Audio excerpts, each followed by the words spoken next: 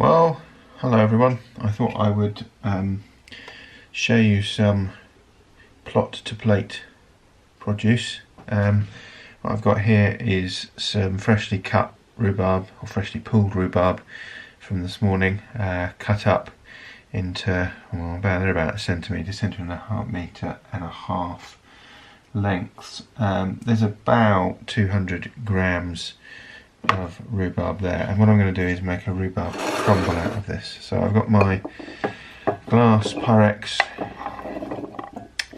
dish, and I'm just going to put the rhubarb in, just spread it out a bit, and add just a handful of sultanas, not too many. And then I'm just going to mix them in so they evenly spread around the rhubarb. The rhubarb is of course washed and cleaned, and no leaves, just the stems. Leaves are poisonous, so you don't want to include them. And then I'm going to add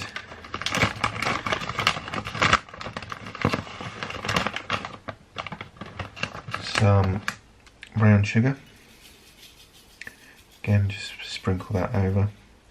2 tablespoons of brown sugar. Obviously, depending on how sweet or otherwise your tooth is, you might want to adjust the quantities. And then I'm going to add just about half a tablespoon of plain flour to this. About half a teaspoon of cinnamon.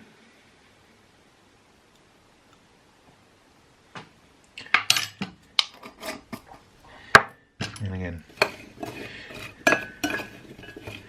just mix that around.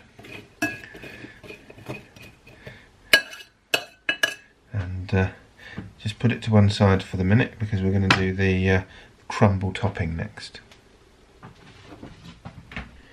Now, I'm going to cheat a bit for this next bit and use a food processor to make the crumble top. You can make it by hand. You're just mixing fat and flour and sugar together. But if you're using a food processor, if you've got either of these two attachments will do it. I prefer the metal one simply because it bashes the crumble up much finer than the plastic one. But either will do it, whichever you feel is best for your food processor.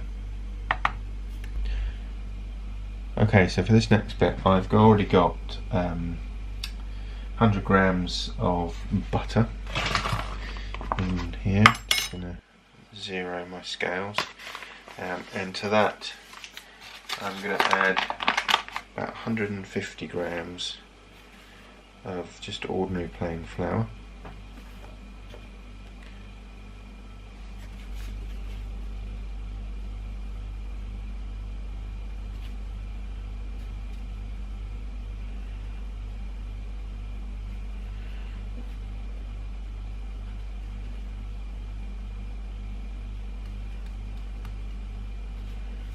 Go. And back to brown sugar again. About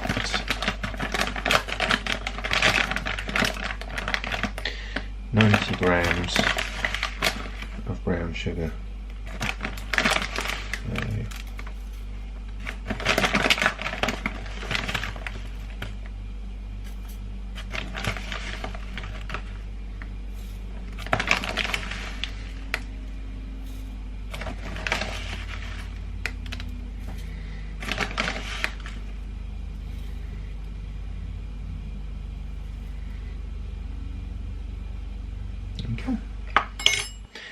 And then we're going to pop this on the food processor and pulse it until we've got a consistency like breadcrumbs.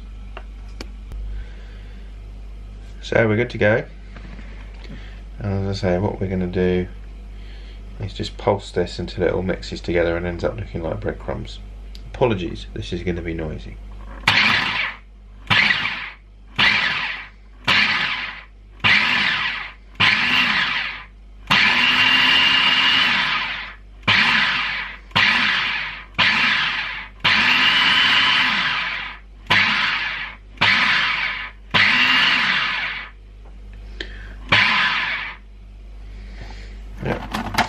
should about do it. If I just pick up the camera here, you can probably see that's quite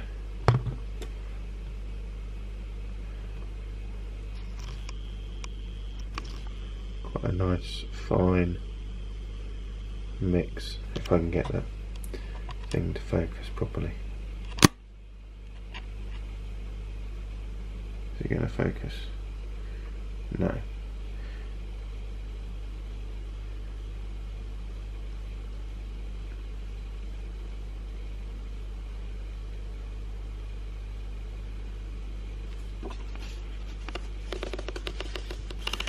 Seems that my camera has decided to go on to manual focus. But there you go. So yeah, it's all mixed together, didn't take more than a few seconds. And now this just goes on top of the fruit. Okay, so perhaps fairly unhelpfully, I forgot to mention that you should grease your dish before you add any of the ingredients to it. So grease your dish before you put the fruit and everything in, which I did do, just didn't mention it, but it is quite important, otherwise it'll stick. So all you do now is just add the crumble top,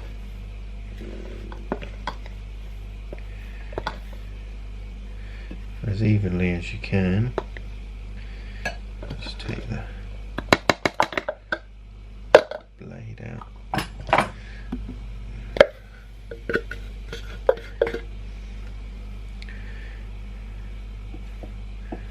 And then once you've done that, this goes in a warm oven, about gas mark 4, for about 3/4 of an hour, so it's fairly slow cook.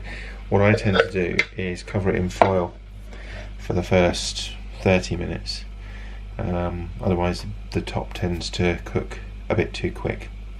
I will pop this in the oven and I will bring you back a bit later to show you what it looks like. So there you go. As you can see, bubbling away nicely. Just check that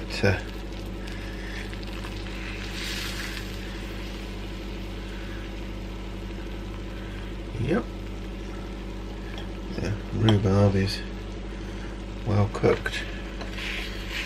Now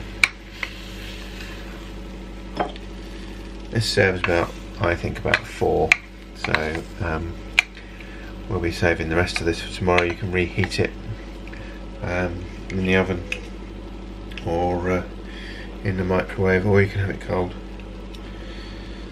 Serve with cream, ice cream, both. Enjoy. Thanks for watching.